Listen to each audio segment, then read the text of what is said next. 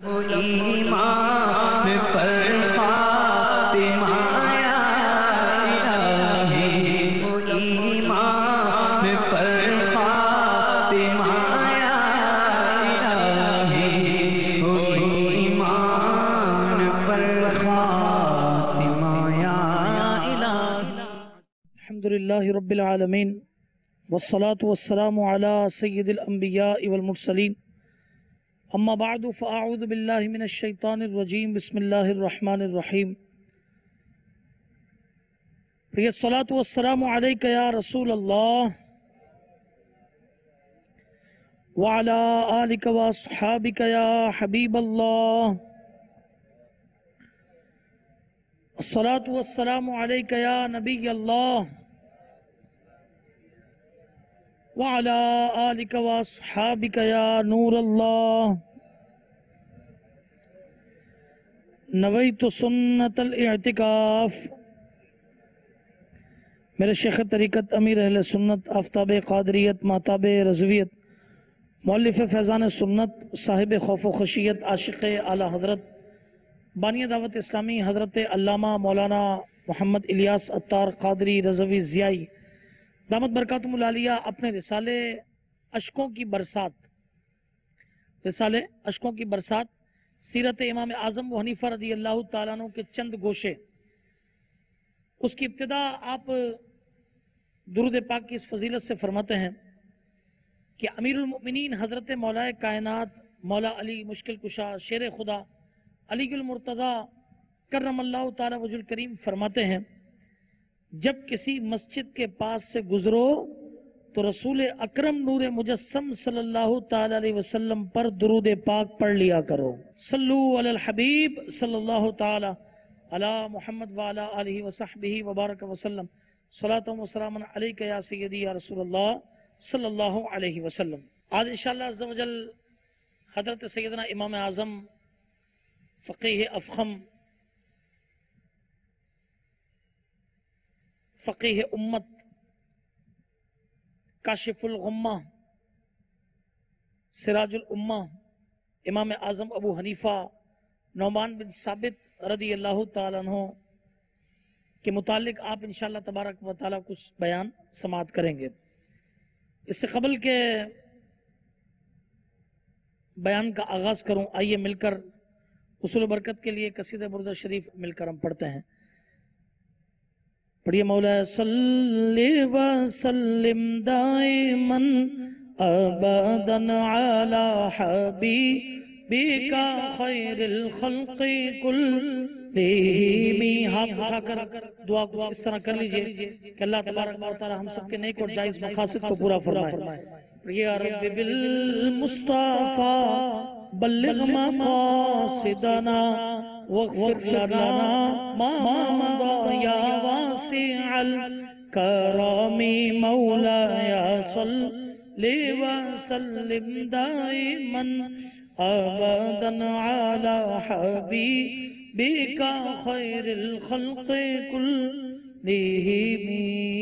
صلوا على الحبیب صلی اللہ تعالی علی محمد صلی اللہ علیہ وسلم۔ ایک بار خلیفہ ہارون الرشید نے حضرت سیدنا امام اعظم ابو حنیفہ رحمت اللہ تعالی علیہ کے ایک شاگرد خاص حضرت سیدنا امام ابو یوسف رحمت اللہ تعالی علیہ سے امام اعظم ابو حنیفہ رحمت اللہ تعالی علیہ کے اوصاف پوچھے کہ وہ کیسے تھے۔ چنانچہ ان کے شاگرد امام ابو یوسف رحمت اللہ تعالی نے فرمایا کہ میرا علم امام ابو حنیفہ رضی اللہ تعالیٰ عنہ کے متعلق یہ ہے، نمبر ایک، آپ محرمات الہیہ سے بہت زیادہ بچنے والے تھے، یعنی جن کاموں کو اللہ تعالیٰ نے حرام قرار دیا ہے، جن کاموں سے بچنے کا فرمایا ہے، ان سے بہت زیادہ آپ بچنے والے تھے۔ دوسرا، اللہ تبارک و تعالیٰ کے دین میں کلام کرنے میں شدید الورع تھے کہ کوئی ایسا کلام منہ سے نہ نکلے کہ جس کا مجھے علم نہ ہو۔ تیسرا یہ کہ اللہ تبارک و تعالیٰ کی اطاعت کو دوست رکھتے تھے، یعنی احکام الہی پر ہر ممکن طور پر عمل کرتے تھے۔ नंबर 4, दुनियादारों की सोहबत से परहेज करते थे। नंबर 5, किसी आला या अदना चीज पर फख्र नहीं करते थे। नंबर 6, फजूल बातों से गुरेज करते थे, बचते थे। अगर कोई मसला पूछा जाता और आपको उसका इल्म होता तो जवाब देते, वरना खामोश हो जाते। नंबर 7, अपने वसी इल्म में दाइमुल फिक्र थे, यानी इज्जो इनकिसारी से बेपनाह इल्म के बावजूद हमेशा सोचो विचार में रहते थे। नंबर 8, अपने नफ्स को और दीन को बचाने वाले थे। नंबर 9, इल्म और माल को खर्च करने वाले और लोगों के माल से मुस्तगनी थे। कभी तमा की तरफ आप माइल नहीं हुए, कभी भी लालच की तरफ माइल नहीं हुए। नंबर 10, दोस्त हो या दुश्मन, किसी की गीबत करने से दूर रहते। जिसका जिक्र करते उसका जिक्र भलाई के साथ किया करते थे। खलीफा हारून रशीद ने जब इमाम आज़म फ़क़ीह अफ़ख़म इमाम अबू हनीफा रहमतुल्लाहि तआला अलैह की इन औसाफ को सुना तो फरमाया कि ये तो सब सालिहीन के अखलाक हैं, ये तो सब अच्छे लोगों के अखलाक हैं। फिर ये तमाम सिफात कातिब से लिखवा कर, यानी जो लिखाई करता है उससे लिखवा कर अपने बेटे को दे दी और फरमाया कि इन्हें याद करो और इन्हें सरमाया आखिरत बनाओ। अल्लाह अकबर। चुनांचे ऐसे प्यारे औसाफ इमाम आज़म अबू हनीफा रहमतुल्लाहि ताला अलैह के हैं। आपका नाम नामी इसमें गिरामी ये नौमान है और इसमें उलमा फरमाते हैं कि एक नफीस राज है। वो क्या है? चुनांचे आप फरमाते हैं कि नौमान असल में वो खून है जिसकी वजह से बदन का क़िवाम है, यानी जिसकी वजह से बदन अपनी जगह पर कायम है। फरमाए इसी तरह इमाम आज़म अबू हनीफा रहमतुल्लाहि ताला अलैह की वजह से फ़िक़ अपनी जगह पर कायम है, फ़िक़ अपनी जगह पर कायम है। और आपके दलाइल और आपके बयानात और आपके फ़िक़ी, यूँ समझे कि आपने जितने भी मसाइल बयान किए ये सब का सब इसकी वजह से फ़िक़ जो है ये अपनी जगह के ऊपर ये खड़ी है। दूसरी बात फरमाई कि आपका नाम नौमान है और नौमान एक खुशबूदार सुर्ख किस्म की घास को कहते हैं, जिसे गुले लाला या रंगे अर्गवान कहते हैं। तो फरमाया कि इमाम आज़म अबू हनीफा रहमतुल्लाहि ताला अलैह की खसलतें, आपकी आदतें अच्छी हुई और गायत कमाल को पहुंची, इसीलिए आपका नाम जो है ये नौमान हुआ। फरमाया कि तीसरी वजह ये कि नौमान नेमत से निकला है।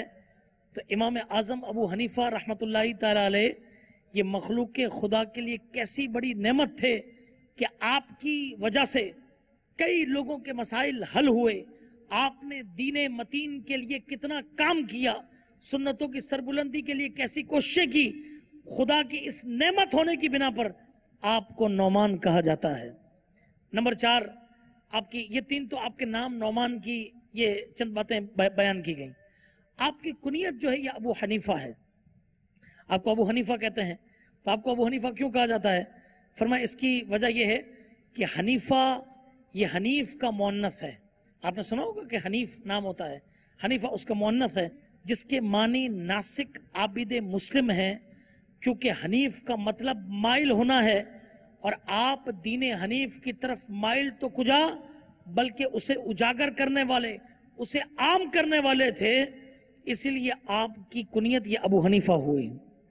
दूसरी वजह ये इरशाद फरमाई गई कि आपके पास हमेशा दवात रहती थी, इंक पॉट ये रहा करता था और उसे अरबी ज़बान के अंदर हनीफा कहते हैं, इसीलिए आपको अबू हनीफा कहा जाता है। तीसरी वजह ये बयान की गई कि आपकी औलाद में सिर्फ हज़रत हम्माद रदी अल्लाह ताला अन्हु हुए, एक ही बेटे आपके हुए। आपने अपने उस्ताद के नाम पर उनका नाम रखा, इसके अलावा आपकी कोई औलाद ना हुई।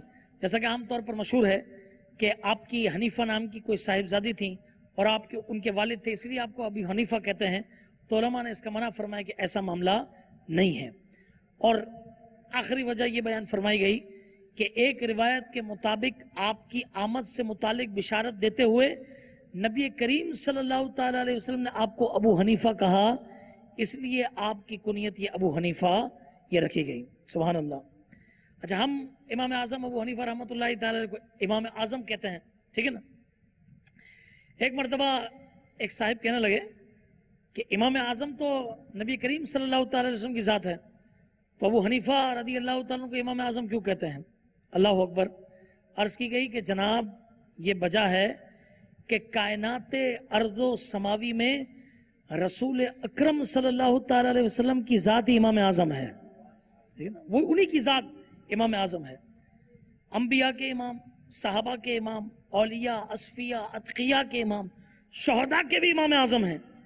बाकी जो हजरात अपने मखसूस नामों से पुकारे जाते हैं तो वो मखसूस हालात के तहत, मखसूस कमालात के तहत मुख्तलिफ अलकाब से पुकारे जाते हैं। सिफात तो सभी रब्बे जुल जलाल वल इकराम ही को रवा हैं, लेकिन उसकी मखलूक में से मखसूस हजरात का मखसूस नामों से पुकारा जाना उसी की अताई सिफात व कमालात का अक्से लतीफ़ है। इसलिए फरमाया कि हम इमाम आज़म अबू हनीफा रहमतुल्लाहि तआला अलैह को उनके काम की वजह से इमाम आज़म ये कहा जाता है। आइए चंद बातें मैं आपको अर्ज़ करता हूँ कि इमाम आज़म अबू हनीफा रहमतुल्लाहि तआला अलैह इमाम आज़म क्यों हैं। अल्हम्दुलिल्लाह हम सब हनफी हैं, हम उनकी पैरवी करते हैं। चुनाचे सबसे बढ़कर शरफ़ इम्तियाज़ की दलील आपकी आमद और दीन मुस्तफ़ा सल्लल्लाहु तआला अलैहि वसल्लम के फैलाने में आपके फ़ाल किरदार से मुताल्लिक रसूल करीम सल्लल्लाहु तआला अलैहि वसल्लम की मुख्तलिफ रिवायतों में बिशारत है। चुनाचे इन सब रिवायतों को बहम मिलाने से एक जामे इबारत कुछ इस तरह की बनी कि नबी करीम सल्लल्लाहु तआला अलैहि वसल्लम ने इरशाद फरमाया, मेरी उम्मत में एक शख्स होगा जिसके दोनों मोंढों के दरमियान या बाएं जानिब तिल होगा, उसका नाम अबू हनीफतुन नौमान है। वो कयामत तक मेरी उम्मत का चिराग है, मेरी उम्मत का चिराग है, मेरी उम्मत का चिराग है।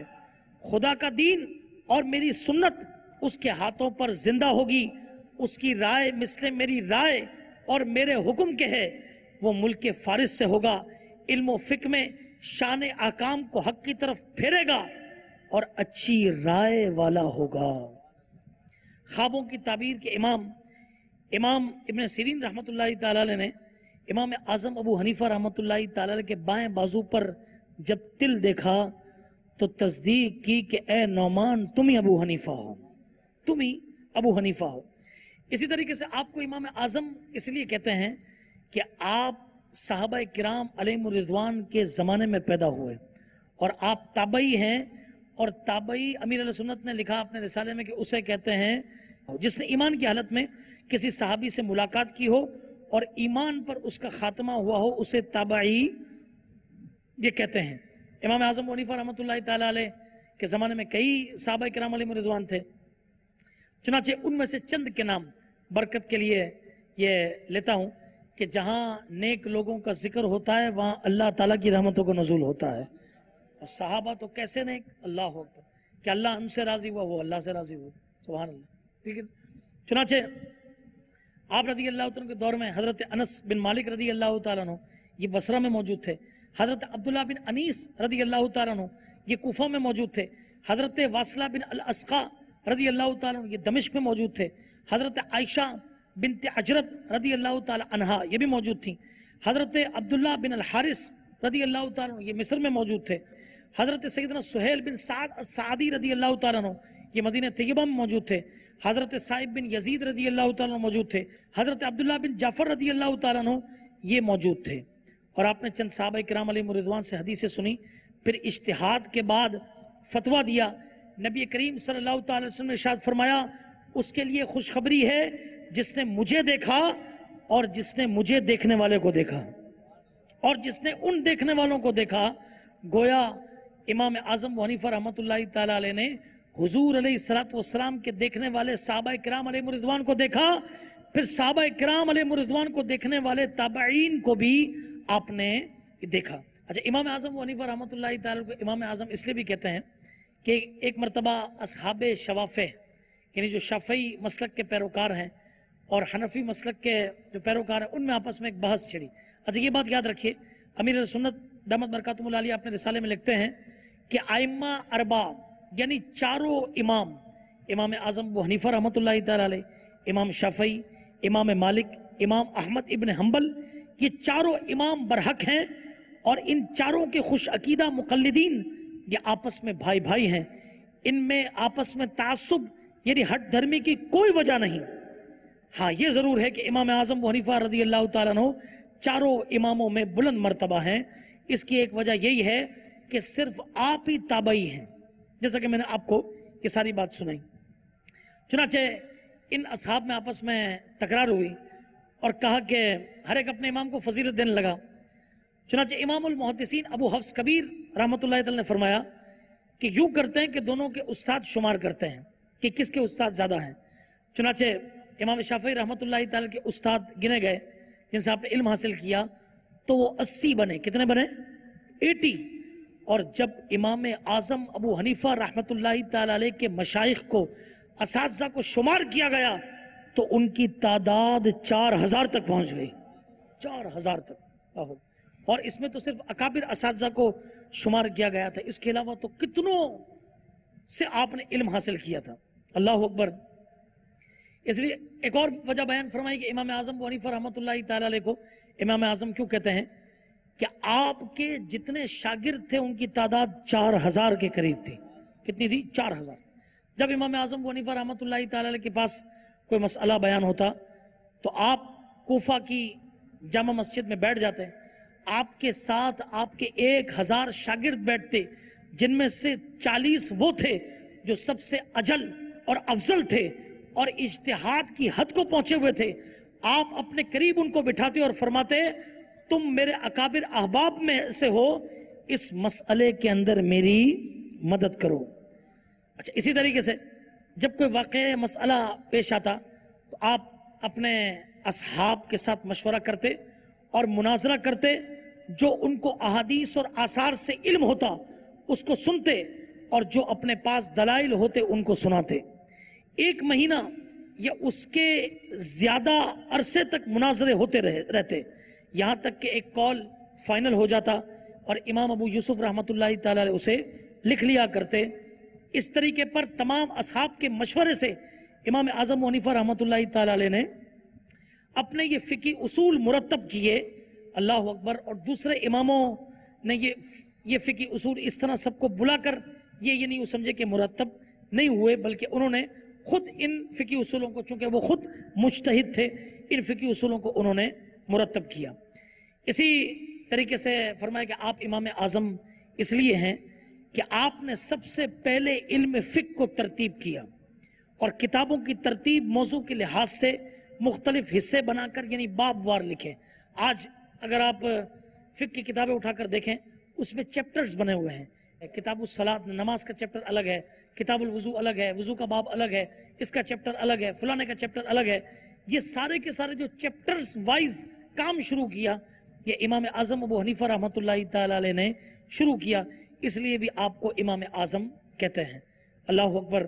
حضرت سیدنا مجدد الفسانی رحمۃ اللہ تعالی علیہ اپنے ایک مکتوب میں اپنے خط کے اندر لکھتے ہیں کہ کشفی نگاہ میں، یعنی وہ نگاہ، وہ چیز جو ہم اور آپ اپنے نیکڈ آئی سے نہیں دیکھ سکتے، کشفی نگاہ میں حنفی مذہب کی نورانیت بڑے دریا کی مانند دکھائی دیتی ہے، گویا یہ بڑا دریا ہے، اور دوسرے مذاہب یعنی شافعی، حنبلی، مالکی یہ حوضوں اور نالیوں کی صورت میں دکھائی دیتے ہیں۔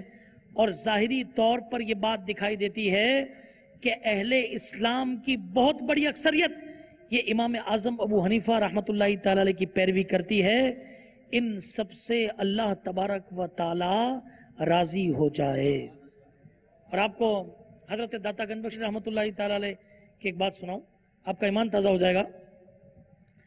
آپ فرماتے ہیں کہ میں حضرت داتا گنج بخش ہجویری رحمۃ اللہ تعالی علیہ فرماتے ہیں، سننے جیسی بات ہے، آپ فرماتے ہیں کہ میں حضرت سیدنا بلال حبشی رضی اللہ تعالیٰ کے مزار پر حاضر تھا، ملک شام کے اندر یہ موجود ہے، اس پر حاضر تھا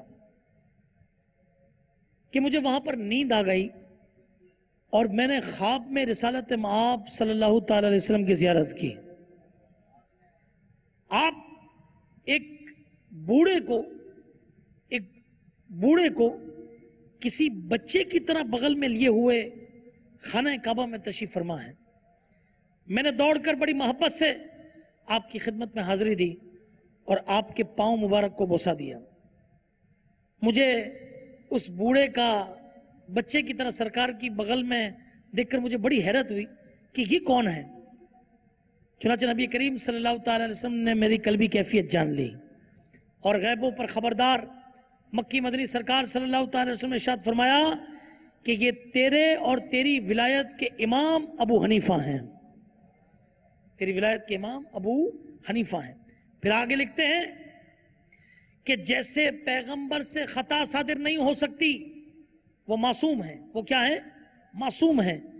ویسے ہی ان سے خطا صادر نہیں ہو سکتی کہ یہ محفوظ ہیں.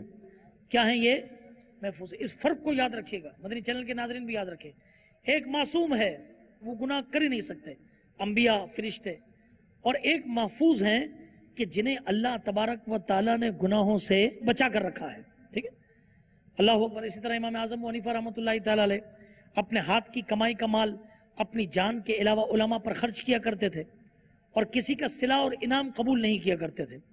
اللہ اکبر. اسی طرح ہوش سنبھالنے سے یوم وصال تک امام اعظم ابو حنیفہ رحمۃ اللہ تعالیٰ علیہ شب بیداری اور تہجد گزاری کا آپ کا معمول رہا.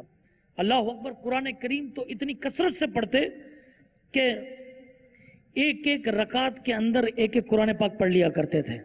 اللہ اکبر. مجھے یہاں پر وہ امیر علیہ سنت نے واقعہ تحریر کیا ہے، وہ یاد آ رہا ہے کہ امام اعظم ابو حنیفہ رحمۃ اللہ تعالیٰ نے اپنی زندگی میں 55 حج کیے. کتنے حج کیے؟ 55 حج کیے. جب آخری بار حج کی سعادت حاصل کی تو خدام کعبہ مشرفہ نے آپ کی خواہش پر باب کعبہ کو یعنی کعبے کے دروازے کو کھول دیا.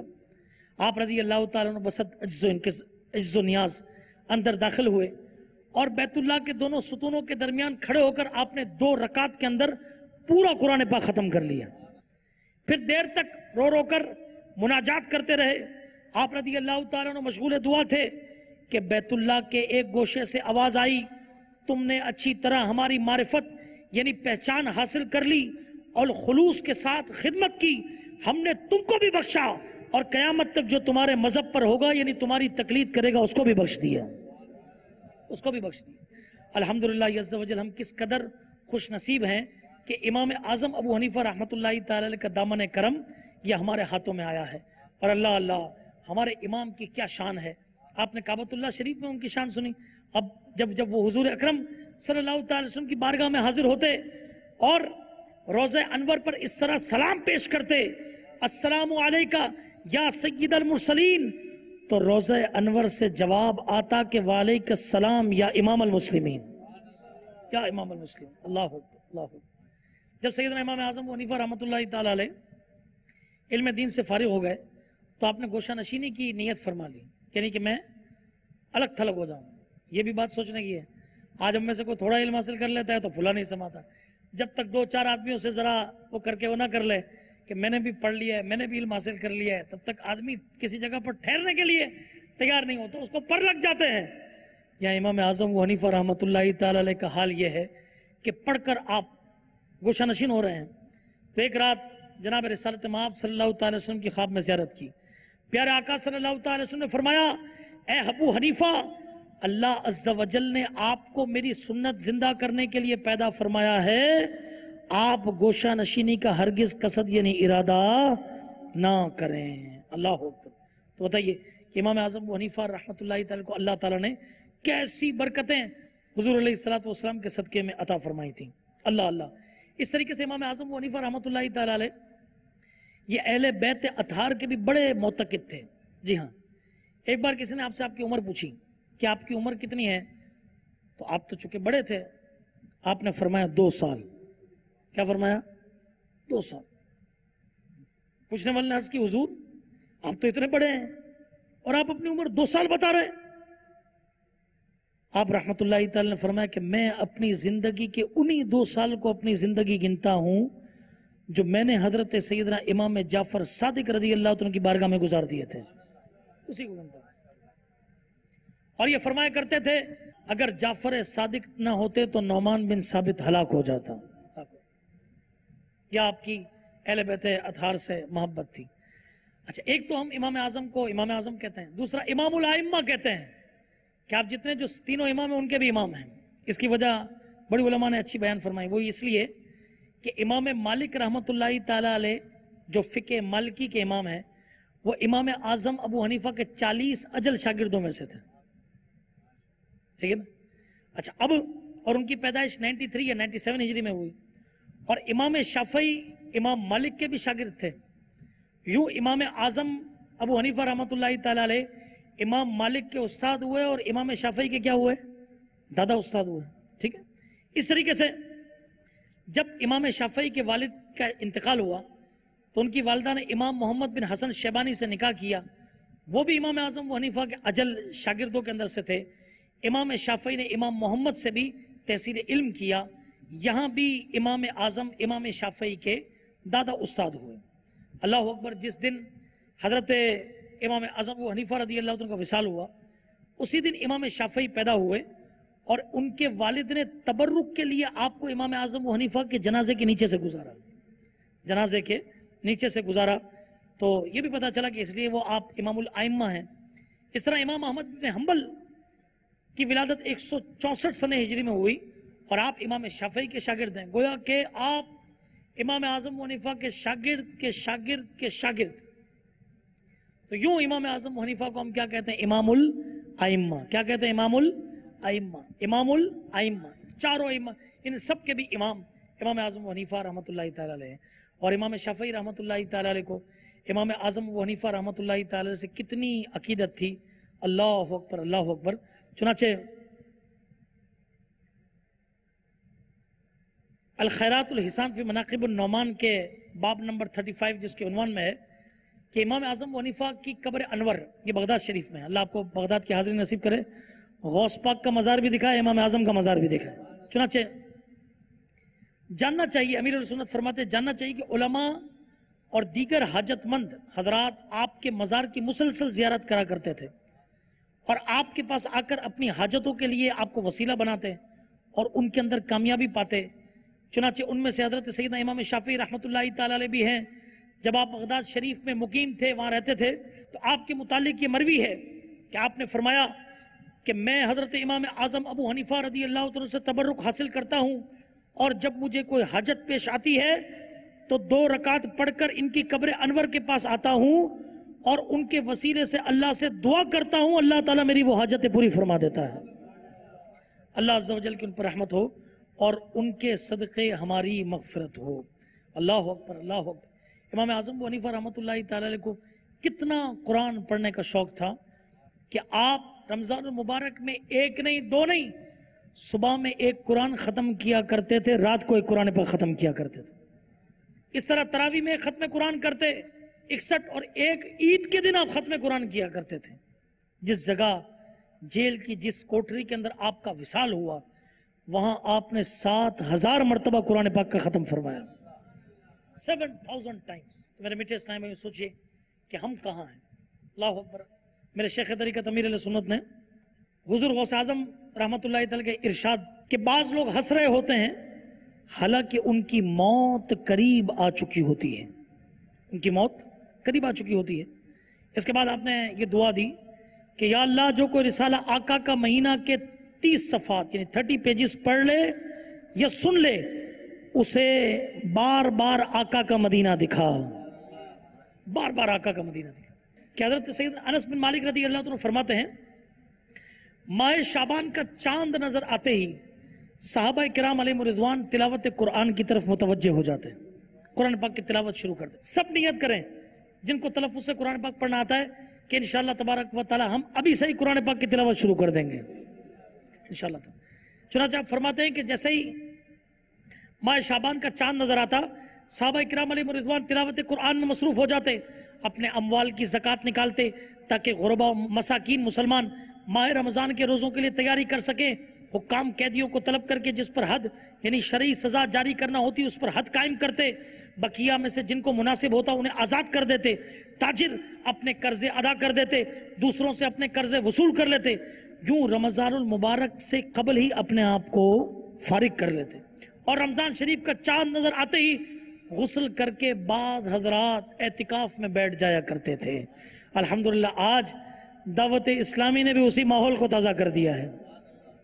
کسی ہی معتکف کے وہ تاثرات چلے تھے نا کہ روزانہ کے حساب سے وہ 50 روپے کی یوں سمجھے کہ BC بھرا کرتے تھے اور ماہ رمضان المبارک میں انہیں یہ مکمل رقم ملتی, وہ گھر والوں کو مکمل رقم دیتے اور خود آ کر فیضان مدینہ میں اعتکاف کے اندر بیٹھ جاتے تھے. سبحان اللہ, بڑی اچھی بات ہے. ٹھیک ہے نا کہ سارا سال اس کی تیاری کرنا. تو رمضان کا مہینہ یہ اللہ کی عبادت کا مہینہ ہے, اس میں کام کاج ٹھیک ہے اللہ نصیب کرے, کرنا چاہیے جتنا ہو سکے, مگر زیادہ تر اس میں اللہ کی عبادت کرنی ہے. تو نیت کرو جس کے لیے ممکن ہو. انشاءاللہ تبارک و تعالی عالمی مدنی مرکز میں امیر اہل سنت کے سائے عاطفت میں انشاءاللہ 1 ماہ کا اعتکاف کریں گے. جن کے لیے نیت بنتی ہو, جن کی صدق دل سے نیت بنتی ہو, وہ یہ نیت کریں. اللہ اکبر. امیر اہل سنت تحریر فرماتے ہیں کہ سبحان اللہ, پہلے کے مسلمانوں کو عبادت کا کس قدر ذوق ہوتا تھا, مگر افسوس آج کل کے مسلمانوں کو زیادہ تر حصول مال ہی کا شوق ہے. پہلے کے مدنی سوچ رکھنے والے مسلمان متبرک ایام یعنی برکت والے دنوں میں رب الانام عز و جل کی زیادہ سے زیادہ عبادت کر کے اس کا قرب حاصل کرنے کی کوششیں کرتے تھے. اور آج کل کے مسلمان مبارک دنوں خصوصاً ماہ رمضان المبارک میں دنیا کی ذلیل دولت کمانے کی نت نئی ترکیبیں سوچتے ہیں. اللہ عز و جل اپنے بندوں پر مہربان ہو کر نیکیوں کا اجر و ثواب خوب بڑھا دیتا ہے, لیکن دنیا کی دولت سے محبت کرنے والے لوگ رمضان المبارک میں اپنی چیزوں کا بھاؤ بڑھا کر غریب مسلمانوں کی پریشانیوں میں اضافہ کر دیتے ہیں. 7 کروڑ افسوس خیر خواہ مسلمین کا جذبہ دم توڑتا جا رہا ہے. آئیے ہاتھ اٹھا کر کچھ اس طرح دعا میں شامل ہو جائیے کہ اے خاصائے خاصان رسول وقت دعا ہے, امت پہ تیری آ کے عجب وقت پڑا ہے, جو دین بڑی شان سے نکلا تھا وطن سے, پردیس میں وہ آج غریب الغربا ہے, فریاد ہے کشتی امت کے نگہباں, بیڑا یہ تباہی کے قریب آن لگا ہے. توبو اللہ استغفر اللہ صلو علی الحبیب صلی اللہ تعالی علی محمد صلی اللہ علیہ وسلم. تو میرے میٹھے میٹھے اسلامی بھائیوں, بات چل رہی تھی ہمارے امام اعظم ابو حنیفہ رحمۃ اللہ تعالی علیہ کی. امام اعظم ابو حنیفہ رحمۃ اللہ تعالی کی علمیت کا واقعہ سنا دیتا ہوں. چنانچہ ایک مرتبہ ایک میاں بیوی میں آپس میں جھگڑا ہو گیا. شوہر نے قسم کھائی کہ میں تجھ سے نہیں بولوں گا جب تک پہلے تو میرے ساتھ نہیں بولے گی. عورت بھی غصے سے بھری ہوئی تھی, اس نے بھی انہی الفاظ میں قسم کھائی کہ جب تک آپ مجھ سے نہیں بولیں گے میں بھی آپ سے نہیں بولوں گے. اب جب ٹائم گزر گیا, ٹائم گزر جاتا ہے تو دونوں کا غصہ ٹھنڈا ہو گیا. اب بات کرنے کو جی چاہا مگر قسمیں حائل ہو جاتی, کون پہل کرے کون سٹارٹ کرے. چنانچہ وقت کے بڑے بڑے علماء کے پاس جا کر یہ واقعہ بیان کیا. انہوں نے جواب دیا کہ بار صورت جو پہلے بات کرے گا اس کو تو قسم کا کفارہ دینا پڑے گا. آخر یہ مسئلہ امام اعظم ابو حنیفہ رحمۃ اللہ تعالی کی بارگاہ میں پیش ہوا. آپ رحمۃ اللہ تعالی نے اس مرد سے فرمایا کہ جا بے خوف ہو کر اپنی زوجہ سے بات کر لیں, تجھ پر کوئی کفارہ نہیں. جب یہ فیصلہ دوسرے علماء سنا تو وہ اکٹھا ہو کر آپ کے پاس آئے اور آپ نے کہا کہ یہ آپ نے کیسا غلط فیصلہ سنایا ہے, قسم توڑنے کا کفارہ تو از روئے قرآن کسی طرح ٹل نہیں سکتا. امام اعظم ابو حنیفہ رحمۃ اللہ تعالی نے فرمایا کہ تم خوب غور کرو, جب مرد نے سب سے پہلے قسم کھائی کہ میں تجھ سے نہیں بولوں گا جب تک تو مجھ سے نہ بولے گی, تو اس کے بعد بیوی نے قسم کھائی, یعنی بیوی اس سے بات کر چکی اور پھر بیوی نے قسم کھائی. چنانچہ بیوی بات کر چکی ہے, شوہر کی قسم اپنی جگہ پر پوری ہو چکی, اور اب شوہر بات کر لے گا تو بیوی کی قسم پوری ہو جائے گی. لہٰذا دونوں میں سے کسی کو کفارہ نہیں دینا پڑے گا, دونوں خوشی خوشی یہ رہیں گے. لہٰذا ہمیں بھی چاہیے کہ کبھی ایسی قسمیں نہ کھائیں. مدنی چینل پر جو ناظرین سن رہے ہیں تو لہٰذا ایسی قسم جو ہے وہ نہ کھایا کرے. اس طرح امام اعظم ابو حنیفہ رحمۃ اللہ تعالی کے کتنے ایسے واقعات ہیں جو آپ رحمۃ اللہ تعالی نے بیان فرمائے. علماء فرماتے ہیں کہ دنیا کی آدھی عقل کے برابر اللہ تعالیٰ نے آپ کو عقل دی تھی, مگر آپ کا علم کیا تھا کہ ایک مرتبہ آپ سے 100 سوالات پوچھے گئے, آپ نے 99 کے جواب میں فرمایا واللہ تعالیٰ عالم ورسول عالم, اللہ اور اس کا رسول صلی اللہ علیہ وسلم بہتر جانتے ہیں. لہٰذا ہمیں بھی کبھی اپنی علمیت پر گھمنڈ نہیں کرنا چاہیے. پتہ ہو تو بتا دیں, نہیں پتہ ہو تو پوچھ کر بتا دیں, ورنہ کہہ دیں واللہ عالم, اللہ تبارک و تعالیٰ اس کا علم بہتر جانتا ہے. اللہ تبارک و تعالیٰ آج یہ جو سلسلہ ہے ہمارا ایمان کی شاخیں, اس میں امام اعظم ابو حنیفہ رحمۃ اللہ تعالیٰ علیہ کی جو ہم نے باتیں سنی, جو ہم ان کی تقلید کرتے ہیں, اس سے ہمارے ایمان کو مضبوط فرمائے، اسے مستحکم فرمائے، اور مرتے وقت بھی ہمارا خاتمہ ایمان پر فرمائے، آمین بجاہ النبی الامین صلی اللہ تعالی علیہ وسلم۔ ایمان پر